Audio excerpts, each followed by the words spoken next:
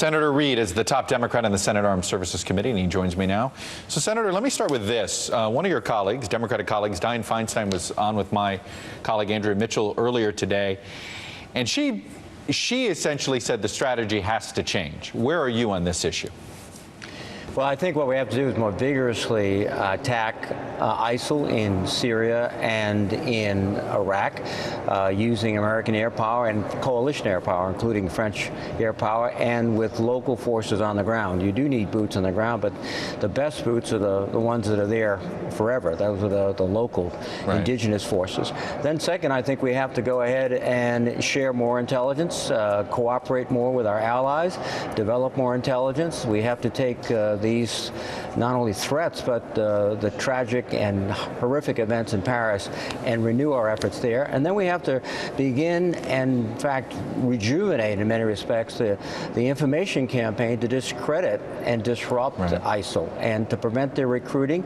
It's significant that the individuals involved in this attack in Paris, there were a few that had connections through Syria, but many were French citizens who were homegrown, and they are reacting not to things that are taking place in Raqqa, but they're reacting to what they're seeing on the internet. You know, it's interesting. It's tough, obviously, to defeat. You got to defeat him militarily, and you got to defeat the ideology. Let me ask you this on Syria.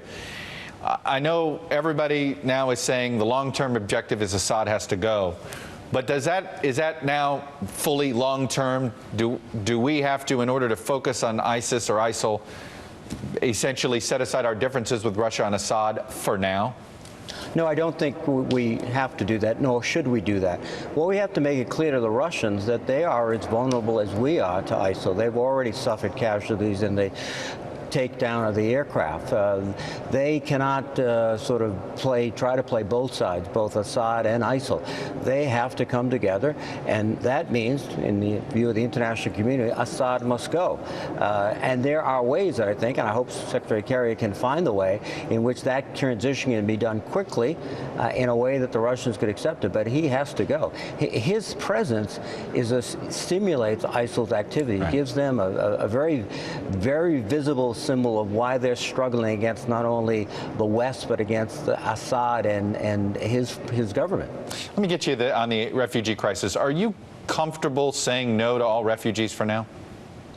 I think what we have to do is ensure, as we do, that there are rigorous procedures, interagency procedures at the federal level to ensure that anyone coming here is coming with legitimate reasons. They are not going to be engaged in any activities that would pose a threat to the United States. That should be the emphasis, and it must continue to be the emphasis. Do we have that ability now? Are you confident in our system?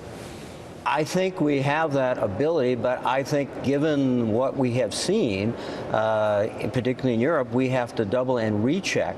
One of the interesting factors, too, is, again, if you go back to the incidents in Paris, many of them were French citizens. They had been there. Some had been born in France.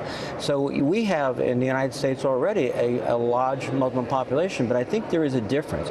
We have a much more integrated people, regardless of religion or ethnic heritage, and we have an overarching sense of Americanism, for want of a better term, but the right term, patriotism.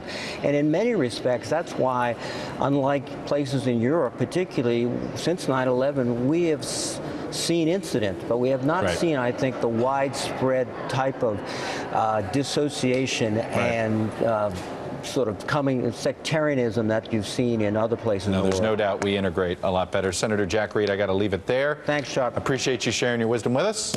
We'll catch up with you soon.